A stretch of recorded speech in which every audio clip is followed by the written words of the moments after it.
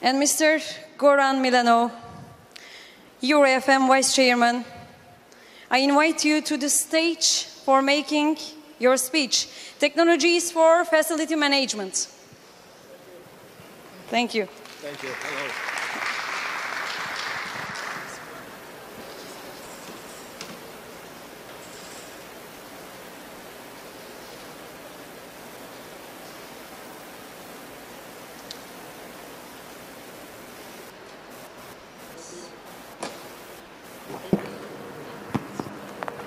Speak, please. Thank you. Okay, yeah.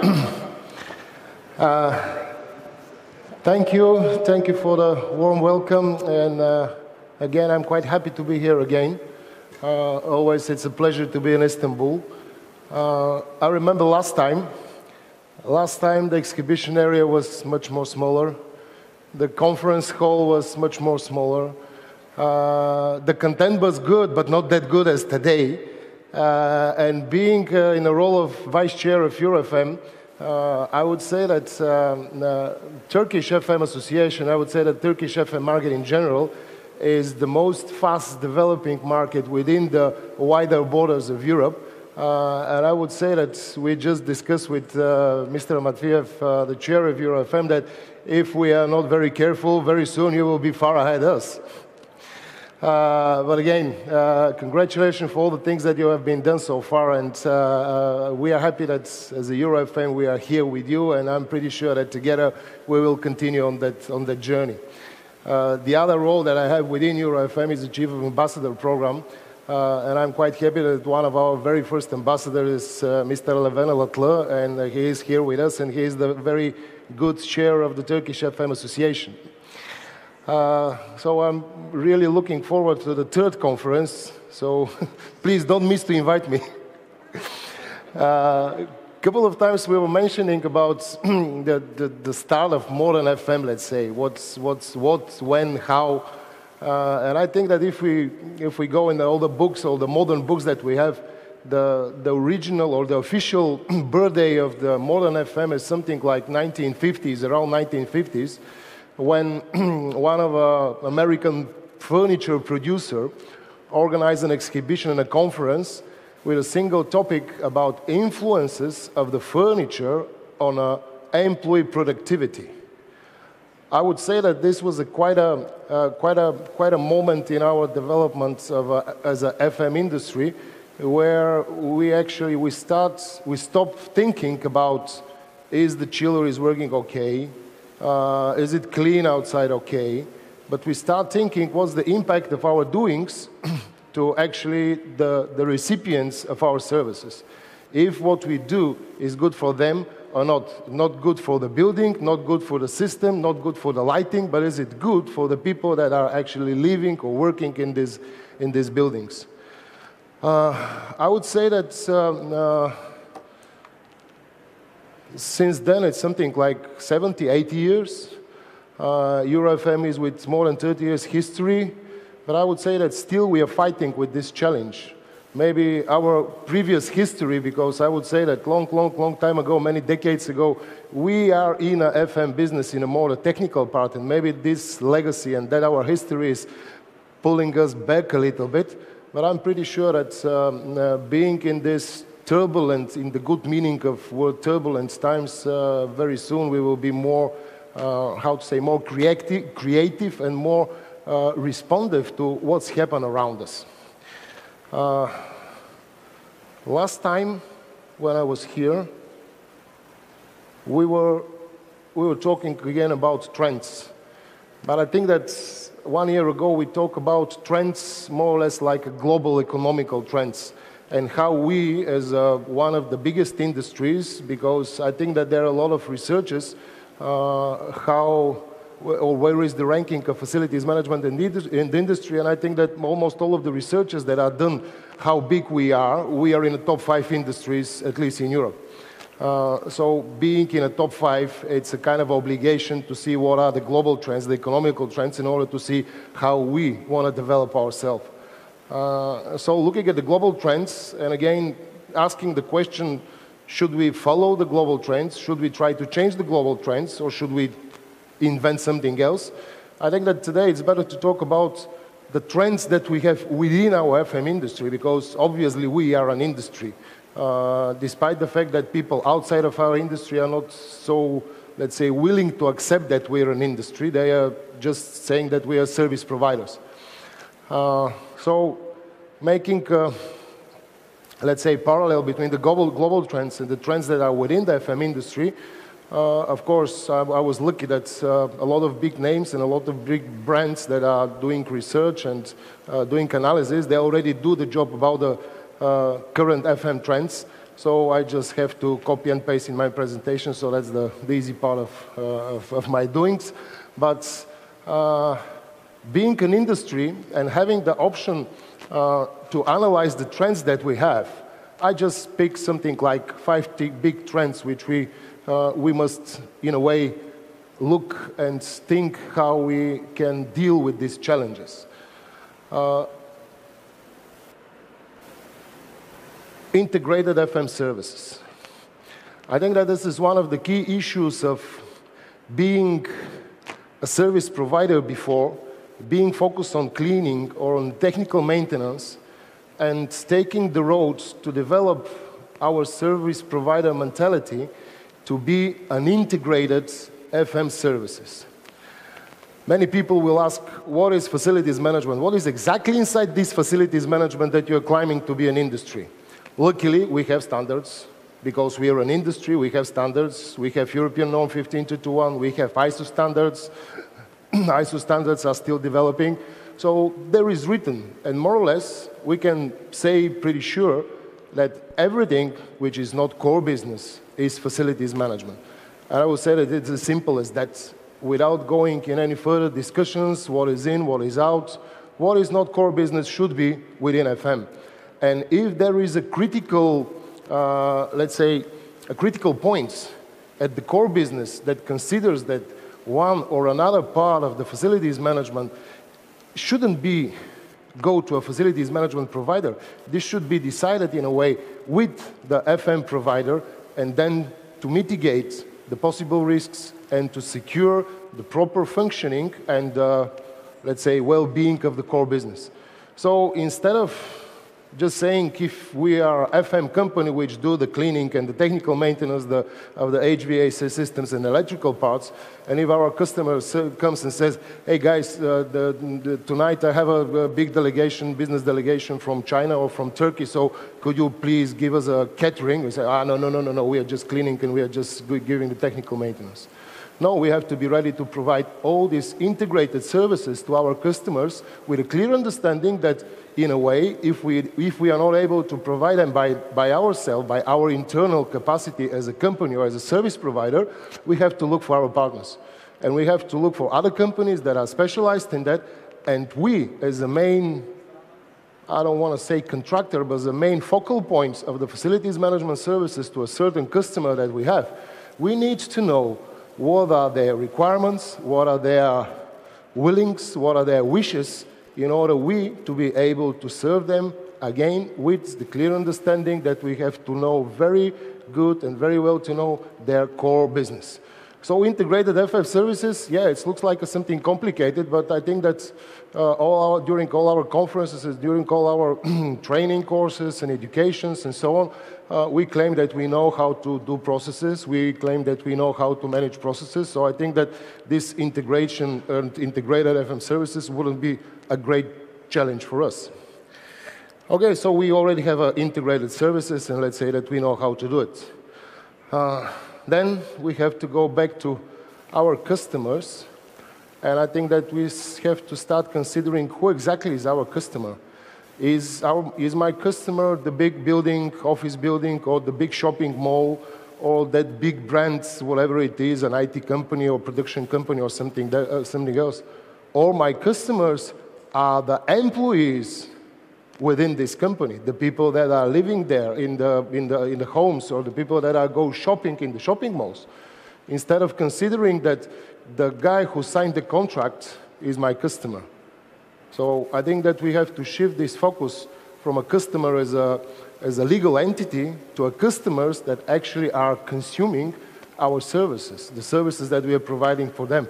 And these guys are actually looking for user experience and wellness. They're looking for individual approach. They're looking that the services that we provide to them should be tailored to their own needs, whatever these are, cultural differences, whatever other differences, nutrition differences, and so on and so on. So we have to be able to adapt our services in order to meet the requirements of our single customer, which is not the company, but it's actually the people that are receiving our services. And by our services, we will be able to enable them to be more creative, more productive, and to bring more value to their employer. I think that many buildings already, especially in the western part of Europe, they start doing certification on this well-building certificates in the Wellness Being Institute, which actually they certify themselves in order to prove that their workplace environment is a wellness one. And if we go back, let's say, I don't know, 5 years or 10 years, we were able to attract employees and to attract people by retirement packages, additional retirement funding, or by company car, or by some extra bonuses. People now, they're not looking for this. They're looking for wellness. They're looking for healthy environment. They're looking for lighting, which is okay for their health. They're looking for nutrition, for health and safety, and they're more focused on this instead of getting an additional pension fund or something like that. So again, we have to think about, and today, all these remuneration packages are actually replaced by wellness options that people are looking for.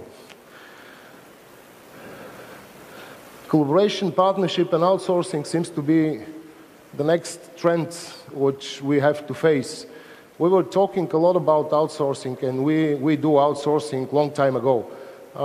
It doesn't matter in which size, how many % of the business is outsourced. Yeah, we do this, but still we do more or less like in the first slide or the first trend that we have about integrated FM services. Somebody gives us a cleaning and we take the cleaning. And if somebody asks something else, we say, no, we do the cleaning. A couple of years ago, we were doing a very short research within the company that I was working with.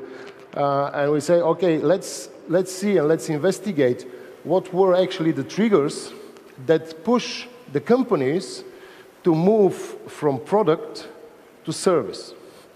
Of course, the first examples are in the United States, and I remember one example. It was a chemical company, a manufacturer for chemical substances. So there was companies that provide to them barrels to put all these fluids and just to transport to the port where they ship them to their customers.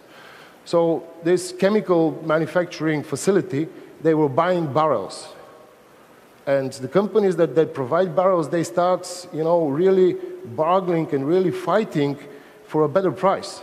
Because this barrel was nothing than just a shell that the chemical manufacturer wants to transfer their goods from point A to point B. So they don't care if these barrels are blue, red, green, whatever. They just have a certain requirement list that these barrels has to fit. So the fight was very big.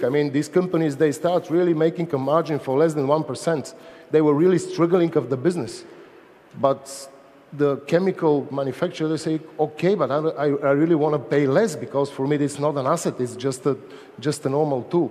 Since one of those companies, they go to the management of this factory and they say, I will not sell you barrels anymore.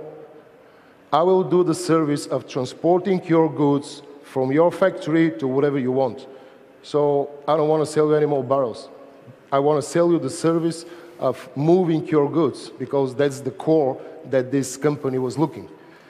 So in that respect, how we are treating our outsourcing partners, what kind of a collaboration we want to develop and partnership we want to develop with our subcontractors and with the people that are actually providing these services for us. Do we want to go and to continue with a lowest price principle? Do we want to continue with you know, there's, okay, I'm opening a tender for cleaning in the first place. Why I'm opening a tender only for cleaning? I should open a tender for integrated facilities management services. And okay, if I do the mistakes with just the cleaning, so like comes a company and the company says, okay, my price for cleaning is €2 per square meter. And I say, hey guy, yesterday comes a man, he offered me €1.5 per square meter for cleaning, so what should I do? And again, we are talking about cleaning. We are not talking about the service that should be okay for the end users of that service. I mean, it's nothing to do about how much we are paying, but it's about what's the effect and what's the result of our services to the end customers of what we are doing. So even I would say a little bit revolutionary, should we start paying for not performing the services? Because today, yeah, I clean it, I get money. But maybe I'm smart enough and I know technologies and so on, so I can say, I will not clean, I will polish it with a, I don't know, special glue which costs €1,000 per square meter, but I will not clean the floor for 2 years. So just changing the mentality in that respect. Then comes the workplaces, always about workplaces. The workplaces are not anymore the workplaces that were 5 years ago. That's, I think everybody, it's clear about it. We are looking for today we call anything else a workplace than a cubicle within an office building.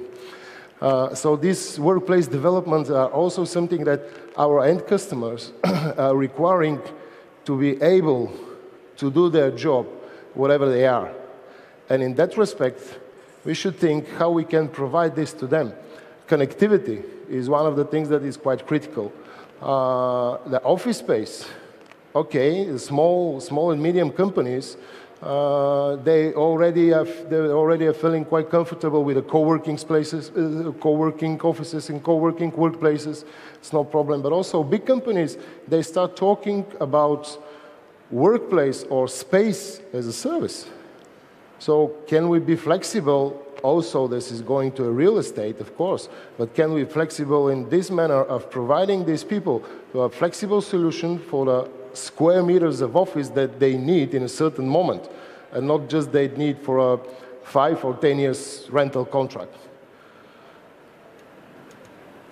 And at the end, I put it in the end because very often we start with this, but I think that this, again, as we are a service industry, IT is also a service industry. So in the first place, we have to know what we are doing. We have to decide how we want to do all these things that we want to do, and then to look for the right tools that we need to do it. And I would say that all these modern and cutting-edge technologies like Internet of Things, like augmented reality, big data, artificial intelligence, and all other nice 2 or 3 letters abbreviations, actually are the tools that we have to learn how to use in order to achieve our results and in order to see the other trends that we just talked about. Is this something that we want to support with the IT tools that we have? And how we want to do it in respect. You know, IT in general is something that's, there are many phases of an IT. And if I say that I would like to use augmented reality and machine learning in order to fire all my technicians that now are doing the technical maintenance of my HVAC systems or my chillers or stuff like that, everybody will say, you're guilty. You want to fire 10,000 people, it's not fair. You shouldn't do it. But if I use this technology to make their work easier and to move from the, let's say, a labor contract, unfinished labor contract, to a project-based business, maybe all this technology will really suit me in order to provide that kind of a service level that is required. But in general, we have to talk about the new tools and actually from the IT perspective, what we need and how we need. So new FM, new tools, of course. I mean, 10 years ago, we used screwdrivers. Today, we use mobile phones. Tomorrow, I don't know, virtual reality, Google's glasses. So yeah, the tools comes with the time. So talking on a pure IT tools that we need to perform our job on a daily basis. They are a separate sub-part of the trends, FM trends. There are FM trends for IT. So all of the companies that do their research, they say that on the first place, this is BIM, Building Information Modeling. Something very interesting, something very modern, but I have just again one slide for all these technologies. Smart building technologies and Internet of Things. Today, our buildings can send us a lot of data. A lot of data. Internet of Things, I can put on the lamp, I can put on the door, I can put whatever I want. But then, okay, I have Internet of Things, but am I in smart building technology? What I'm doing with all this data that my building is generating, am I doing something with it or just put it in a server and keep it there? Big data. Again, there is a joke. Do you know how they call it big data in Google? Just data. So we have to learn how to manage big data, what to do with the data, how to do with the data, in order, again, this data to serve us. Machine learning and augmented reality, just give you an example about that. And the last, it's mobility and social collaboration, which is quite interesting and emerging trends of supporting IT tools for the facilities management. But let's start with BIM model. I think that it's clear for everybody that today, a new construction, a new building, above certain volume of budget or square meters, it's not possible, or it's possible, but it will be quite costly to build it without building information modeling. That's for sure. I think that in UK, since 2017, they already have a law that public buildings above £5 million budget, they should be building information model implemented, maturity level 2. But the main question is what we do with existing buildings. Still, they are much more than the new buildings. How we implement building information modeling there. Do we need a building information modeling there? Do we need a simplified model of building information modeling there in order also this building to perform the way as we expect the performance of the new buildings? I would say that it's a trend, but also this is one of the biggest challenges that we are facing and will face rather soon. Because still we have an enormous stock of existing and old buildings which we want to keep. Most of them are our historical heritage. Most of them are dear to us. We don't want to demolish them. So we have to see how and with which tools we will be able to manage these buildings and to make the buildings more comfortable in order to serve to the people that are living and working there. So building information modeling is something which for sure we have to consider as a future technology and to think about it and to consider that this technology has to be used also for existing buildings. Internet of Things. Again, it's something that we can connect everything in our buildings. We can get information from any single item of our buildings, whatever it is. There are so many different sensors. Electricity, currency, humidity, vibration, volume sensors, whatever it is. So in countries which I would say that the average monthly salary is a little bit higher, so then I can put a sensor on my recycle bin above my desk, and I can read this data and then to send somebody to empty recycle bin, because that way it will be more cheaper to me and will be more efficient to my customer, because not every 3 hours somebody will go there and just drop it and say, okay, I mean, get away a little bit, so I'll empty your recycle bin. In countries with a lower average salary, I mean, still we are used to employ people in order to do this job, even just sitting nearby the guy with a recycle bin and waiting the bin to be empty. So the data and the usability of all this Internet of Things and all the gadgets that we are able to implement in our buildings, and today they are not anymore that cheap, that expensive as a couple of years ago. We have to think, and this should be a part of overall strategy, what and how we want to do with our buildings and how we want to modernize our buildings. Big data. Again, a lot of data is circulating, and I would say that the main reason of collecting and analyzing big data in our buildings is, again, how to serve better to the people that are inside. There are many researches about meeting rooms. So analyzing the usability of the meeting rooms, how many people are there, how many people are not there, analyzing the temperature deviations when the room is occupied and not, will give me information how to control my AC system in order to save money and achieve comfort. Machine learning and augmented reality. Again, it's something that we just talk, and this with combination with mobility and social collaboration is something that can give us quite a great advantages of how we are managing our buildings. Just imagine a social platform which gives us ability of social collaboration.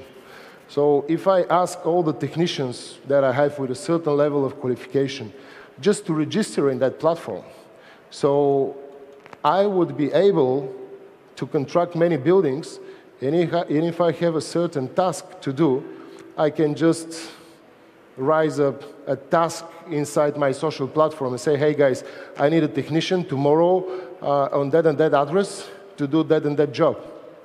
And if I know that this technician has above certain level of qualification, so if this guy goes there, even, okay, let's say that this is a kind of a very complicated boiler or a very complicated HVAC system, but getting this machine learning and augmented reality from the previous side, he can just put his Googles, he has the basic knowledge about it, and he can do the maintenance, even without knowing exactly this piece of machine.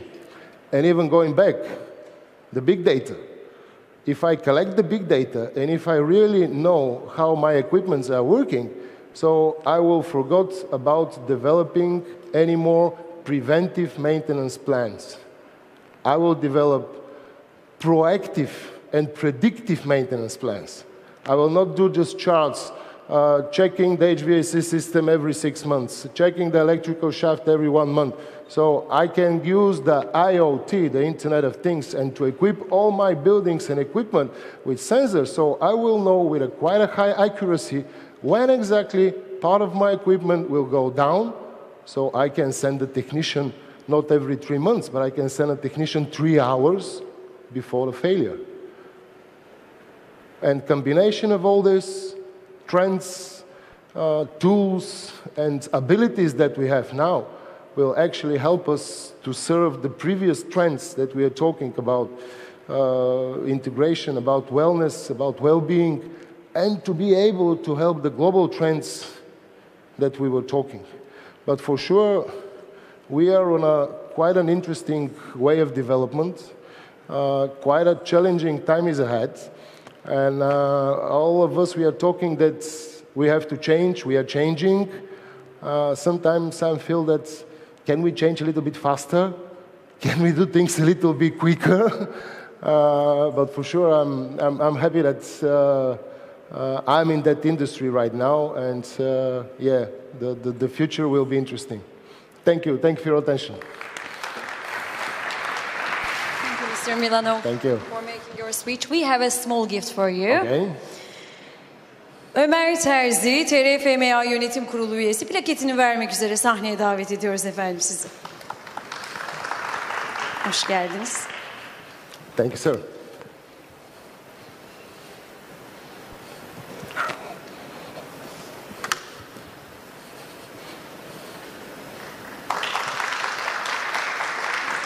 Thank you. Thank you. Thank you very much. It was a pleasure for us. Thank you. Kısa bir kahve molamız olacak efendim.